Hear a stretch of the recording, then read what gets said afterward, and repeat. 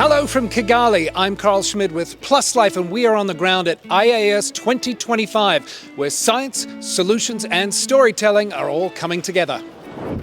Things kicked off with a full day of pre-conferences, including Women Know What Works, a powerful gathering of researchers, advocates and community leaders focused on women's experiences, data and leadership in the HIV response. Empowerment for women living with HIV is being able to make decisions about my treatment, about my choices, about my life. Women take care of everybody, everywhere in the world. So women actually usually know what works. Everyone who was ill was taken care of a woman. Women are the ones who shoulder the burden of so many things about living with HIV for themselves and for their families and for their kids. And we're asking everyone at this conference, every time they hear something powerful about women, about something that a woman has said, use the hashtag #WomenKnow. The official opening ceremony set the tone for the days ahead, with powerful reflections on how far we've come and urgent calls to protect the progress we've made. From global leaders to local voices, the message was clear. Now is not the time to pull back. We cannot go back. We cannot go lose ground. We have to find a way forward. And that's going to take ingenuity.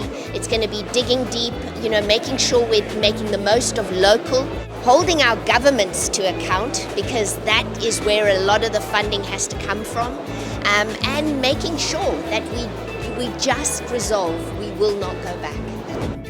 If funding cuts are not going to be resumed, look at other ways, cross-pollinate ideas about domestic funding, alternate sources of funding, and all this will be discussed in this conference. And I'm quite enthusiastic and optimistic that there will be some good discussions here.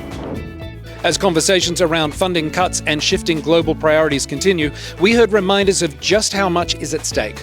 Updates from the World Health Organization reinforce the importance of evidence-based policy and a commitment to leaving no one behind. We're also launching a series of other guidelines, recommendations, all to really, I think, address the situation we're in right now, where we have reduced funding. We know that countries are in crisis. Where does the WHO stand overall on the messaging of U equals U? We see U equals U as a real advocacy message, and so what we're trying to do is provide the science to the advocacy message, and they're aligned. And to see that impact up close, we joined IAS President-elect Professor Kenneth Ngori for a visit to the Kigali Health and Development Initiative, where community care and local innovation are creating pathways to healthier futures. So such centers are very important because then they can serve this community. They feel at home. You saw how comfortable they feel accessing services here. It's good in my community because we don't have any shame to come here. That's it for day one here in Kigali. You know what? From delivering bold science to powerful grassroots solutions, IAS 2025 is already delivering. Stay with Plus Life as we continue to bring you the stories that matter. We'll have more from Rwanda next time.